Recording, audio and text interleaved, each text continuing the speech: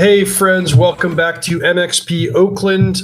We've had a great day of Modern Magic. We're going to do it all again tomorrow, but before we do that, we have the 8th and final round of the Swiss on day one.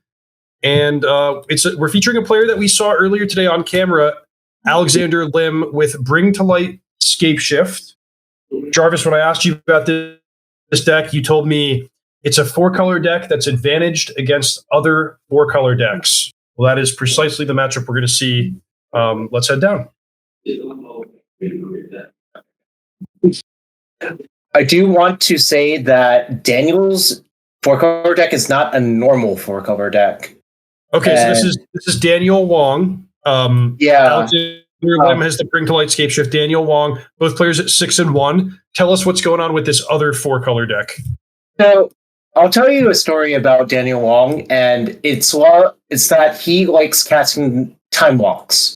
And I know you are also partial to casting Time Walks, so Daniel is actually playing 3 Time Warps in his Omnath deck.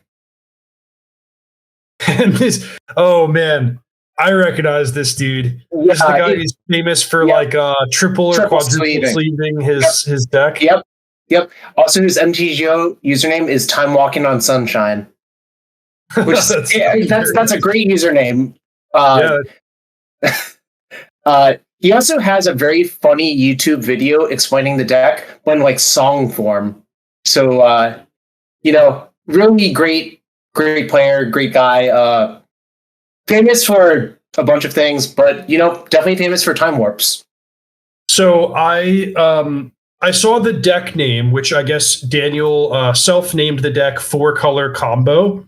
I saw the 3 Time Warps, and I thought that there was going to be Eternal Witness and Ephemerate, which is sometimes what you'll see paired with Time Warp. He doesn't have that. I think he's just looking to put some value permanence onto the battlefield and then just play Time Warp because it's super sweet. Well, I will say the combo is Wrenn and 6 Emblem plus Time Warp. Okay, so if you can get your Wrenn up to 6 and then chain a couple Time Warps, then you can take all the turns. I'll buy it. By the way, it looks like his deck is still quad sleeve based on how thick that deck is. I have to imagine Alex Lim, also being the Barriet, knows exactly what he's in for.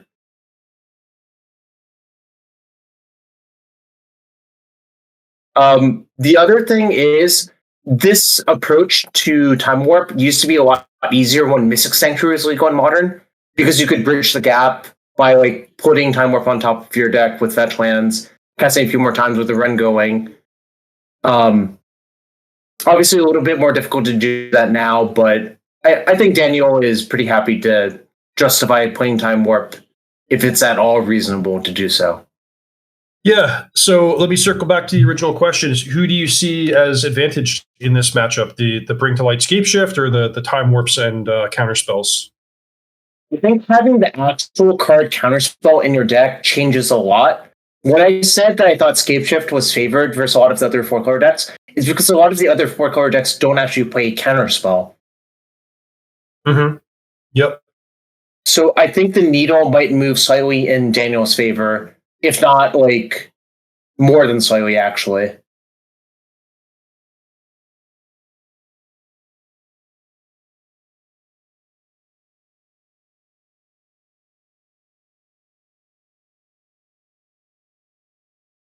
Wait, the sleeves appear to be Jace the Mind Sculptor, right? I couldn't tell you, actually. That looks like Jace the Mind Sculptor to me. He does have Jace the Mind Sculptor in his deck, I'll tell you that much. 2 copies. 2 copies. Yeah, this is very interesting.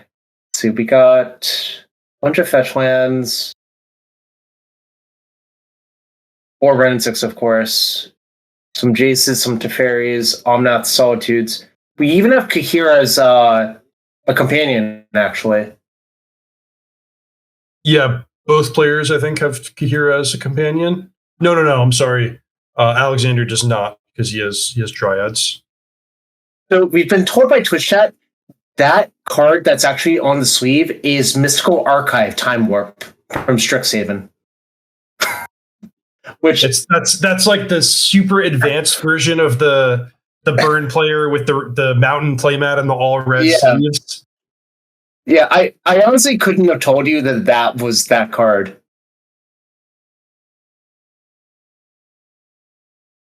Oh, it looks like Daniel is going for Counterspell on the Dryad, recognizing that a mana advantage is very difficult for him to overcome.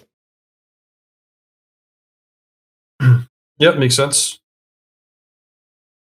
Oh, do you think if you're quad sleeved, you're used to playing fast? Yeah, I think so. I think Daniel's he's gonna be pretty adept at the both the strategic and the dexterity element of piloting this deck. Yeah, honestly, I'm not gonna lie, I would have a nightmare about shuffling that deck like sufficiently. I'm actually surprised that he did not fetch a Triome on turn 1. Just seems like I would default to taking every opportunity to do that. Yep. So speaking of mana advantage, Ren and 6 can ensure these players continue hitting land drops. Yeah, it's sort of problematic, I think, for Alexander that he doesn't have Counterspell in his deck or something like that in game 1. Because basically, all of the pacing is on Daniel's side. Daniel can dictate the terms of engagement basically every time, right?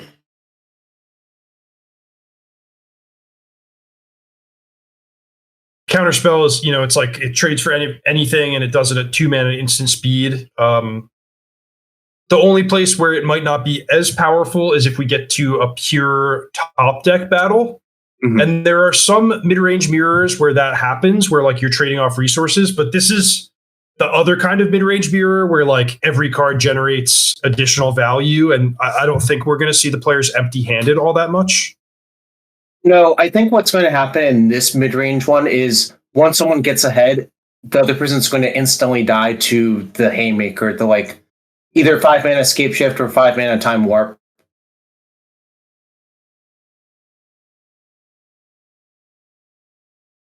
How do you feel about Elish Norn in this matchup? That's a one of on Alex's side. Less good versus Daniel because Daniel actually has Jace the Mind Sculptor, and Time Warp sort of overrides Elish Norn to some degree. Okay. Ooh, Binding on Binding to release the Ren and 6. Probably something we're going to see a lot, the Binding on Binding. Mm-hmm.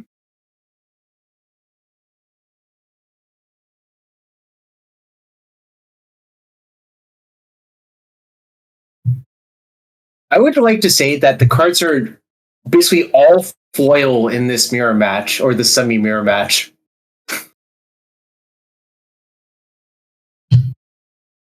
Okay, so Valakut triggering because of Dryad. And at least one of those is a fetch land, right? Yeah, I'm kind of surprised we didn't kill off the Ren and 6 by activating our fetch. Both are fetch lands, Flooded Strand and Windswept Teeth. Yeah.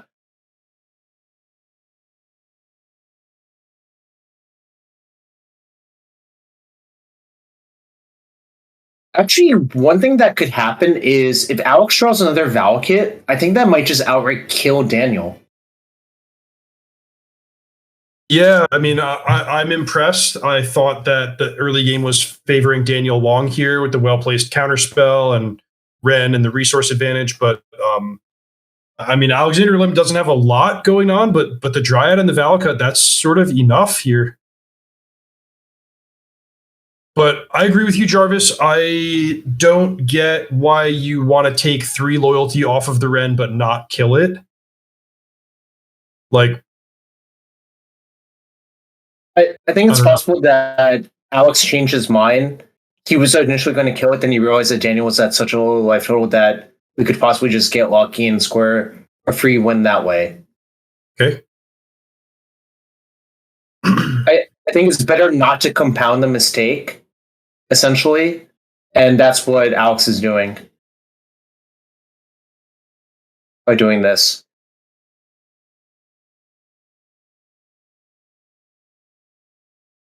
Is this going to be the first time warp of the match?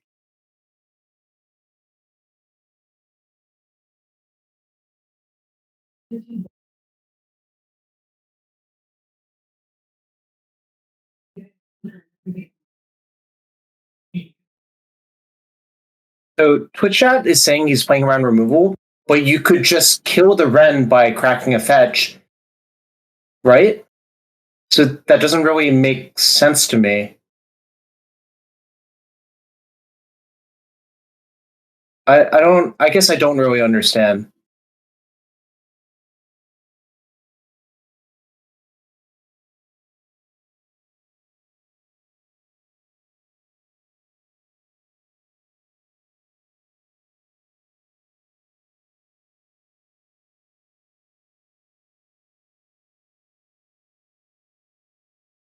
I see. Okay, I was actually incorrect. Basically, what they're saying is if you crack a fetch, Daniel could respond with removal on the Dryad, so that actually makes sense. Because then you can't refetch because there's only 4 lands in play. Yep. Okay, so There I wasn't- was... Okay, and then I guess that at any point, even when tapped out, you have to think about Solitude. Right. But like this is a big deal, right? Now because the Ren was on the battlefield, the Lightning Bolt can answer the Dryad. Right. I guess the question is, did it cost Alex too much to do this, to play around the removal? Right? Yeah, like the nightmare scenario of being met with a removal spell is that you don't get to kill the Ren, but you're not even trying to kill the Ren in the first place. Anyway, I'm not trying to pile on, and I do think it makes sense to hold the fetch lands for future use. Right.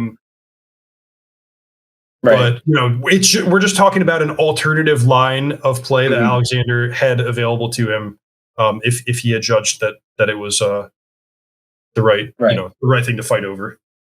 I definitely agree that it wasn't a mistake anymore. It's more of a judgment call. I just didn't understand at the time.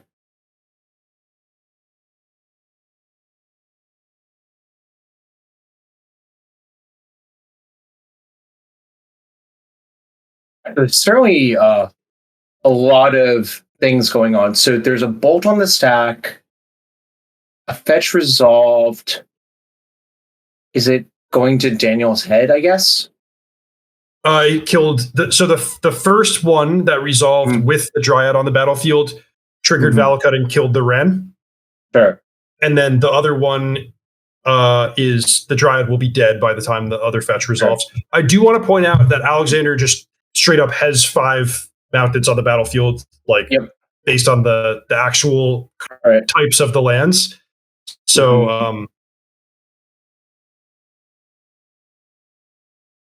and now Daniel's hardcasting Solitude. All right, so I now am a little bit lost about what the sequence of events was there.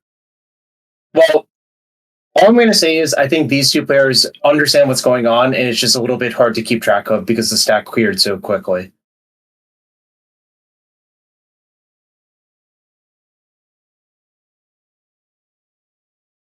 Oh, and I was mistaken. I guess Alex searched for a Temple Garden and a breeding pool there. I know that his first 3 lands were mountains, so I just kind of thought it made sense for him to fetch more, but especially if he has Scape Shift here, then it would make sense to fetch non-mounted lands.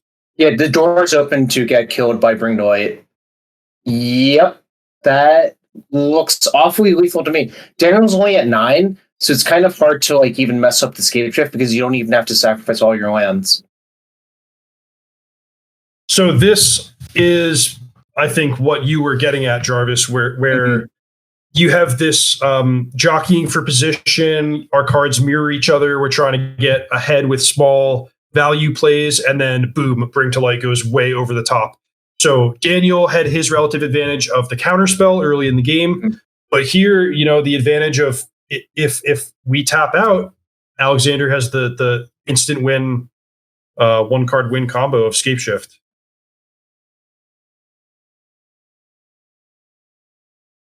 Yeah, definitely worked out well for Alex there. That Daniel basically cast one time warp, but couldn't really convert it into a position where he would be safe. Mostly because the Dryad had stayed so long and let Alex get ahead on mana. You think there are going to be any meaningful changes once the sideboard cards get involved? I'm checking. So we have Flusterstorm, which is okay versus Bring to Light. We have Veil of Summer, which is sometimes okay depending on what's going on.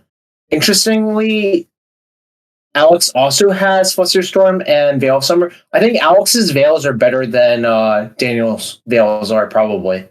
And that's because Alex gets to match up his Veil against Daniel's counterspells. Yeah. But Daniel doesn't have as many counterspells to worry about on Alex's side. Yeah, of course, the players don't actually know the exact deck lists of the opponent yet, so they're kind of in the dark. That's a great point. Yeah, it's thanks for reminding me of that. You know, when I go the whole day, having access to the players' deck lists, it's easy to forget that they are playing with hidden information here. So it looks like Daniel's looking at 2 Flusterstorms, Boseiju, 2 Dress Down, 2 Supreme Vertex potentially coming in.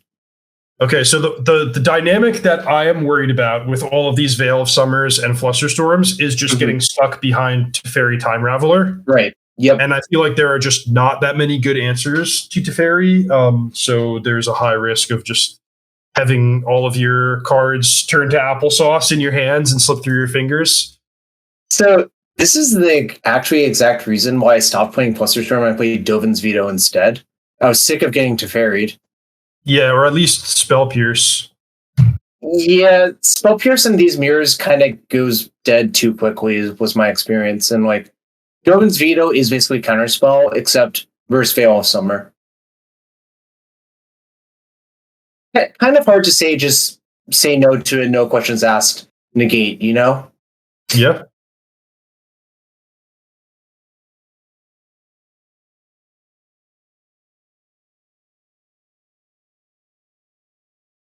I guess we'll see. It's so hard for me to figure out how Daniel is going to sideboard, but I'm going to trust him more than I trust myself. It's like he's doing some trims here and there. Lightning Bolt doesn't kill that much. Time Warp, I get it, especially when you expect your opponent to have any combination of Mystical Dispute and Flusterstorm. You know, the Time Warps become a little more of a liability. Especially, you can imagine you draw multiple Time Warps, so you have to go for one at an inconvenient time. It gets countered, and then your opponent scape shifts you, and that's the end of your tournament day. So I think Daniel's just trying to make his deck a little more sleek and give himself more opportunities to take the game in the direction he wants it to go. I agree with you. I believe if Daniel actually knew Alexander's deck list, this sideboarding would never happen like this. I think all the Time Warps would just be in, and he would just try to like get lucky. But of course he doesn't know, and I think this is very defensible to sideboard the way he did. Right, so Alexander really only has 2 sideboard Flusterstorms, which may or may not have come in, and that those are the only things that can interact with the Time Warps. I think once you see Time Warp from your opponent, it's a very hard sell not to side into those Flusterstorms, right? Yeah, I think I'm with you on that.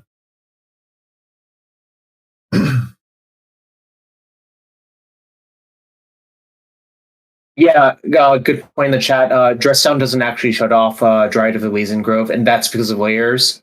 It's not timestamp whatsoever. Dryad always works through Dress Down. At risk of asking you an impossible question, are you able to explain why that's the case? The layer that grants the ability of all lands are whatever type is after the Dress Down layer.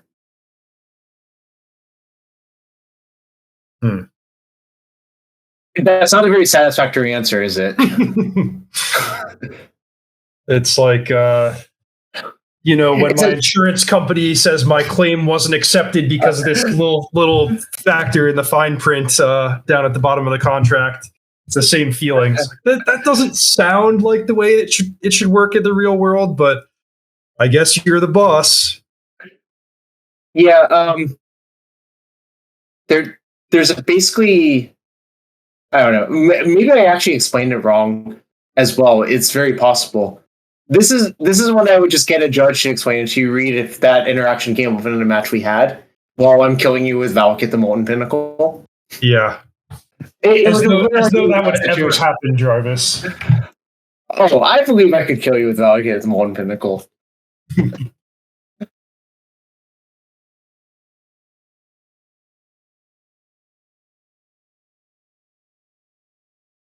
All right, I believe both players took a mulligan.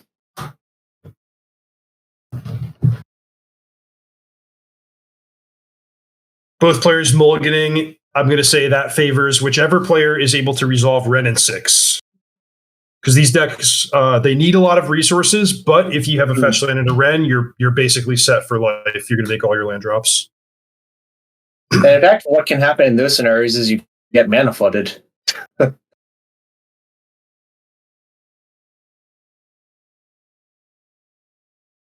looks like a Ragran Triome at the risk of being wrong. Yeah, I think we've seen that one before. I've memorized that artwork now. I haven't memorized it.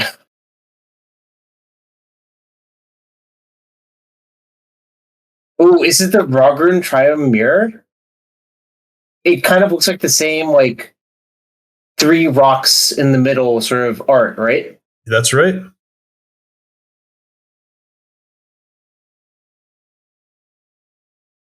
Any Ren 6s? That was a Ren 6. All right, great start for Daniel Wong here. He wants to make his land drops. He wants to sit back on permission spells. He wants to get value.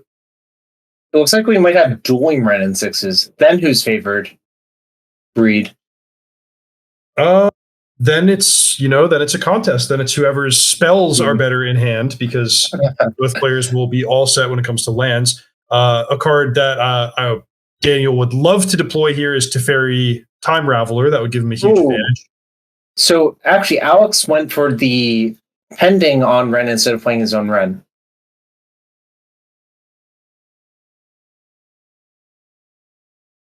He made that decision pretty quickly as well. Yeah, definitely an interesting one. I'll defer to the players who are experienced in this matchup on that one. There's a lot to think about. One thing is, like, if you think Lightning Bolt stayed in after sideboarding, then maybe you don't want to lose your Ren to a ping plus a Lightning Bolt. Right. Other considerations are, like, do you want to save the prismatic ending for Teferi, or maybe you're not scared of Teferi because your Ren can ping a Teferi if it ticks down. So yeah, a lot of different, like, lines and considerations, and I think that's just a tough spot where having some experience in the matchup will help inform your choice. Ooh, spending turn 3 putting Kahir in hand, that's not a sign of strength, I would say. Yeah, but I do like the play. If you think, hey, this is going to be one of the last times I can safely tap out, right, then it's good to spend your mana in a productive way. Keeping in mind, even though the companions seem kind of clunky and mana intensive, sometimes they get pitched to a Solitude and wind up paying themselves or paying you back in terms of tempo. There are, in fact, 2 Solitudes in Daniel's hand. I think there's also an Expressive Iteration and possibly a Zaggoth Triome. And then Omnath.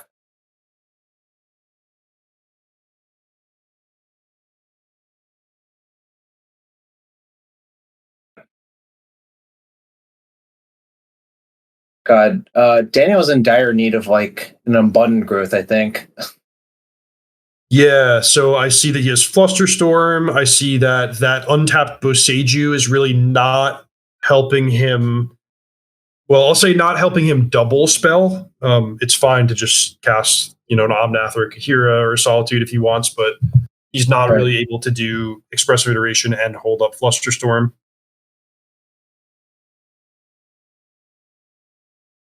Did he just put a counterspell on his hand? I think so, yeah.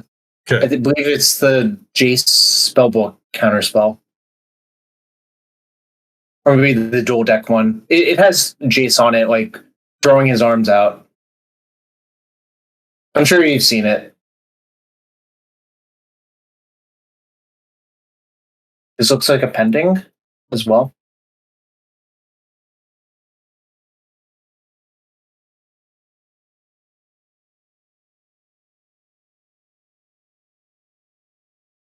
Okay, so maybe he took pending instead of counterspell off the iteration.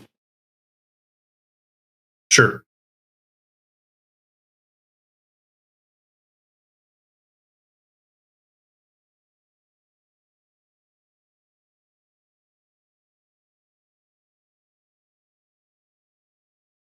Ooh, Teferi Time Raveler off the top for Alexander Lim. Let's see if he chooses to play that or takes a different approach.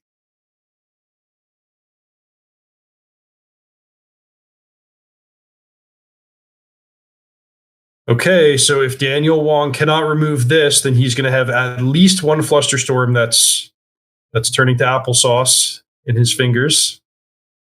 Turning to applesauce, I like that phrase.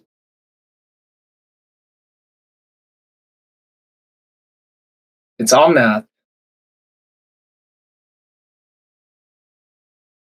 Do we have a fetch into a time warp? That would be insanely good, is how I would put it. Yeah, that's the dream, right? Omnath Right. into Time Warp in the same turn. It could be, though we do know he trimmed Time Warp. Mm-hmm. Yeah, but I think he left one. This would be a good time to have that one.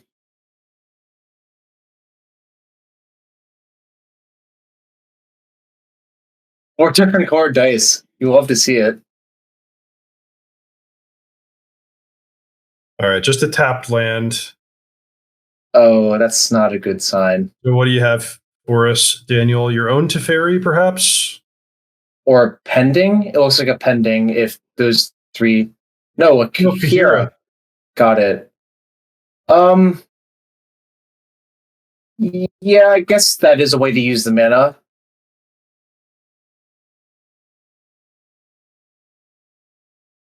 I like it. Let's present two creatures that can attack planeswalkers. Mm-hmm. I don't know how relevant making the Omnath into a 5/5 will be, but it can't hurt. I wonder if we'll see a Bring to Light for a 5-drop. No, it looks like Supreme Verdict came out of the sideboard. Huh. So a little bit of a leveling game, I think. That could just be the one of Supreme Verdict that's a Bring to Light target, which did not come out of the deck, I guess, and happened to have been drawn. You are actually, in fact, correct. There's only one Supreme Verdict in the 75.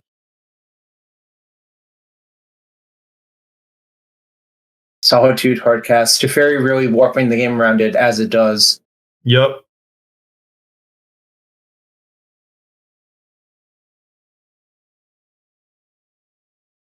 Solitude in the main phase is definitely, one step above applesauce, but it's definitely nothing impressive. You sound like a person who doesn't like to eat applesauce. Well, I don't like to have a fistful of applesauce. Fair enough. I guess that's really what it boils down to. And I also don't like to have a fistful of Flusterstorms when my opponent has Teferi on the battlefield. Yeah, I definitely agree with you. That is an unpleasant feeling. Okay, so Omnath into fetch.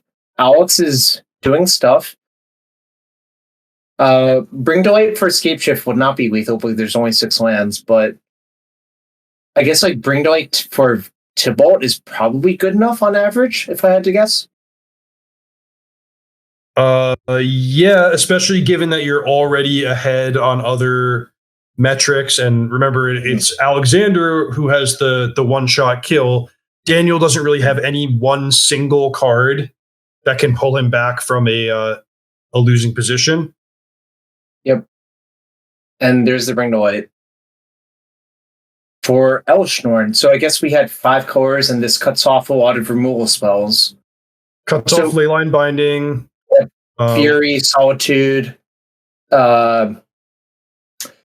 Basically, if you don't remove Elshnorn in these mirrors, a lot of your cards don't actually do anything, is the huge problem. Yeah. This is why I actually played Giant Killer, which is not a particularly good card. Wow, amazing. Yeah, it has one word on it, which is destroy target Elshnorn. I guess that's one sentence. I suppose the best answer is probably Teferi or a Jace, right? To bounce the Elshnorn and then unlock things from there. The problem is that's just a temporary solution. Actually, this might be a reason that both of them have Supreme Verdict in, because it does actually kill Elshnorn in a reasonable fashion. Yeah. Now Daniel does not have Elshnorn, and we know that from the Kahira companion. True. That is true. Yeah, I'm definitely seeing the power, not just of the Elshnorn, but frankly, all day, Alexander Lim and this Bring to Light deck have really impressed me. It's, sometimes when you see a deck in Modern that's doing its thing, you go like, wow, why am I not playing this deck? Or why is everyone not playing this deck? And we've certainly had some moments like that with the Bring to Light deck, where it's, you just get to play all these good cards, and then if the going gets tough, boom, Scape Shift for 18 damage. I can see how that would be very appealing. In fact, maybe I'll just have to give this a go next week. Well, maybe not next week. Maybe the week after San Diego. Yeah, so next week is United States Championship, Regional Championship in San Diego. You mentioned earlier, Jarvis, that some folks were doing a road trip, playing here at MXP Oakland, and then going to San Diego next weekend. That's pretty cool. Yep.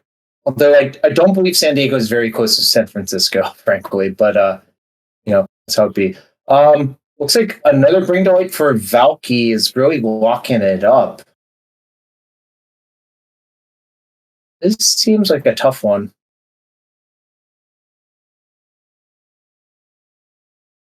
Wait, was the Valky just cast from hand off Omnath mana plus Savai Triumph? That is... Well, what did the Bring to Light search for? Was it a second Bring to Light? Or the Bring to Light, the first Bring to Light got Elshnorn, and then the second, and then he was cast from hand. Yeah, so it was. So Evoking Solitude is going to be ineffective against Elshnorn. He's just showing his hand is not very well set up. Wow, impressive victory. I think that's just kind of showing the power of Bring to Light, even in the face of Counterspell, right? Yeah, for sure. I mean, you got to be feeling great if you're Alexander Lim. You're 7-1, and you beat like a pseudo mirror match in the last round at a very good record. So I think you're feeling good about your deck choice. You're in your comfort zone in terms of playing it, and you're going into the final 5 rounds of Swiss with a great record. So we'll see him tomorrow and see if he can make a run for that top 8.